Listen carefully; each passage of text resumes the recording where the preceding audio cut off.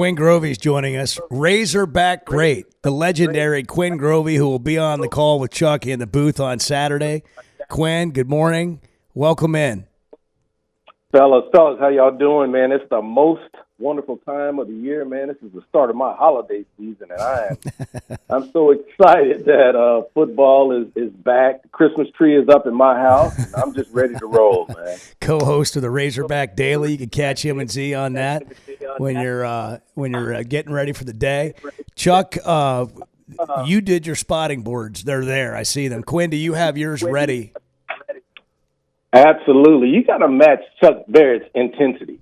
I mean, when the guy's in the booth, he's a different kind of cat. Well, you probably know it by working with him now. Yeah, I mean, you know he's a stickler, and you got to make sure things are right, and he's going to make sure everybody that's a part of that broadcast. He's going to make sure you're right. And so, but I'm prepared. I'm ready to go. It's always fun, man. It's the best job in the world. I mean, to be able to do that for the Razorbacks and do it with Chuck and Gino and the crew we have, man, we're blessed.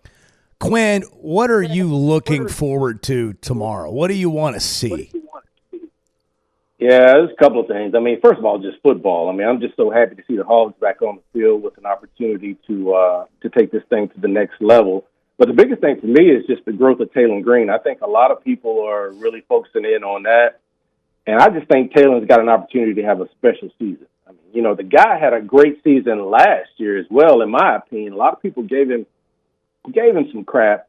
I mean, but the guy threw for 3,154 yards and ran for almost 600 yards. And so that's almost like 40 or 70 yards short of a single season total offense record. And if that's a bad season, I don't know what to tell you. But I see him really taking it to the next level. I think when you look at stat-wise, I think you'll see him probably increase his passing numbers by 500, 600. And then if he can keep his rushing yards around the same, I think that's going to be a great season. But the thing about it is he's got to win pre-snap.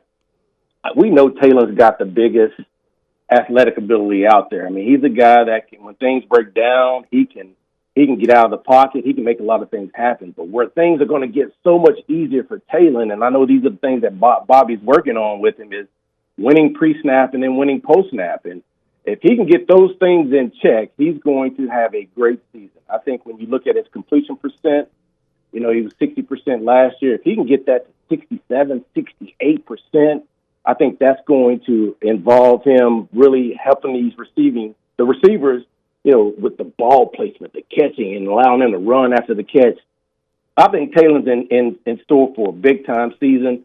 And I think what he's bringing to the table for the Arkansas Razorbacks is something that you can't find a lot of different places. Quinn, you know, when we talk about quarterbacks and receivers and passing game, that phrase, get on the same page, comes up a lot. What's really involved in a quarterback and receivers getting on the same page? Well, it's just about being comfortable with one another. There's no doubt about it. You've got to work through that process. And, you know, I think when Taylor first got here, he was comfortable with Andrew Armstrong. That was his security blanket. That was the guy he was going to continue to look for time in and time out.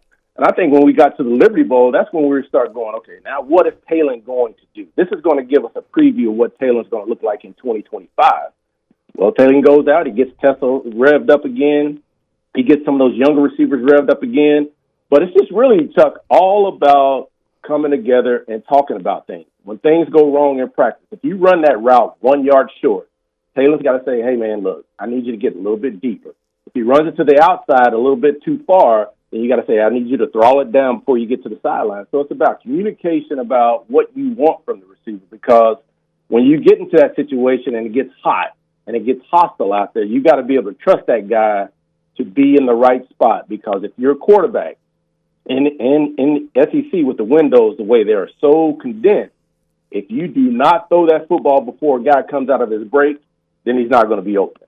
And so you got to be able to have that trust. But if you got to hold that ball 1 second longer, then that allows that defensive back to close. And so that's really the big thing, just the communication and just talking about where I really need you to be. And then as a receiver, you get there.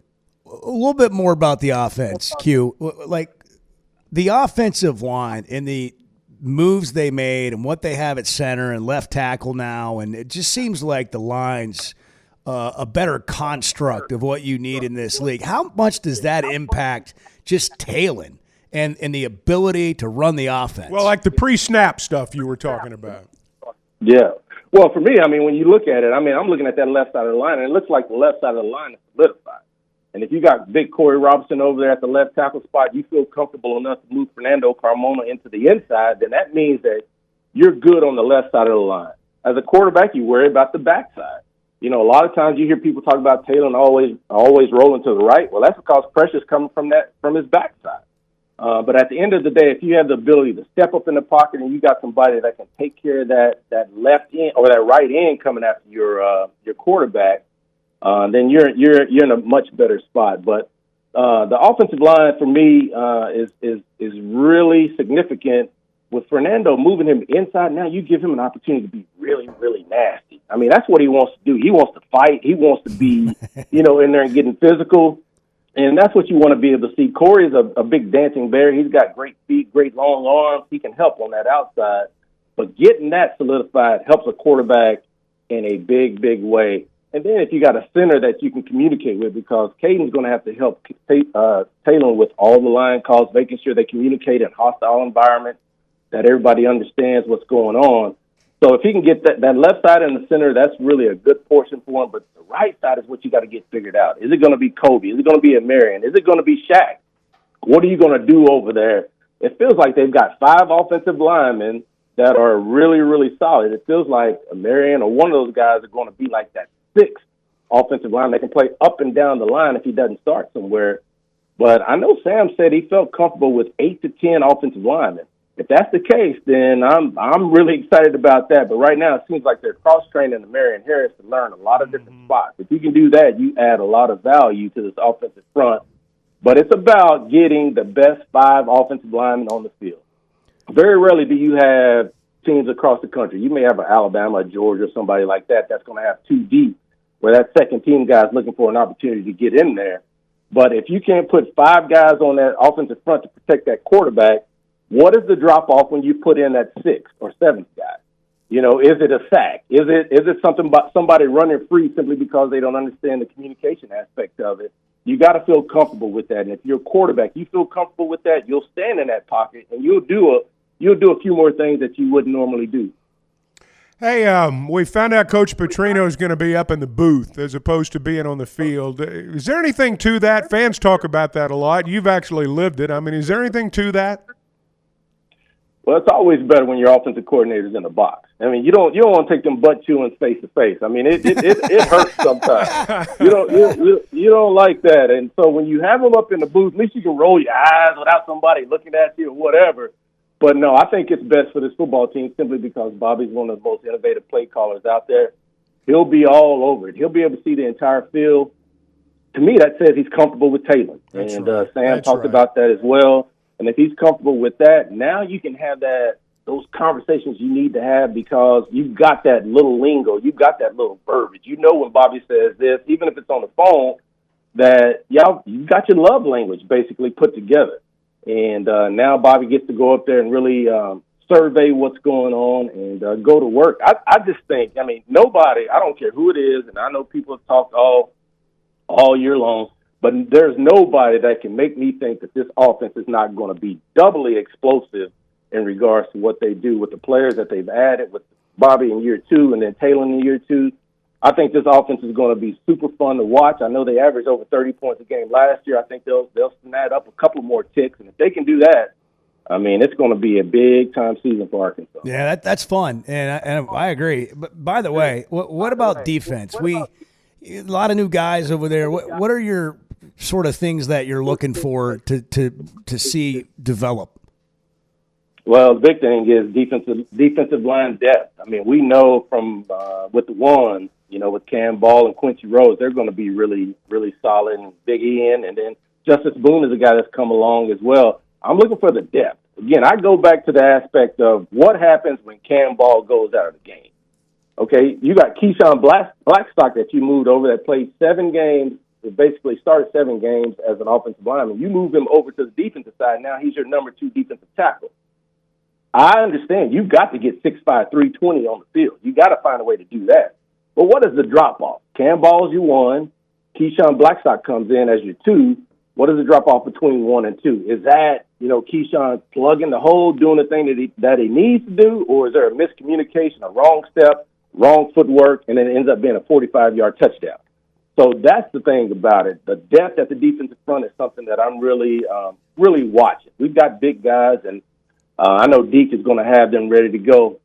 If they can really eat up a lot of blocks, those linebackers are going to be able to run free and do what we want them to do, what we envision them to do. And I think both those guys will have over 100 tackles and be very, very effective. So I just want to see what happens with the depth at the defensive line.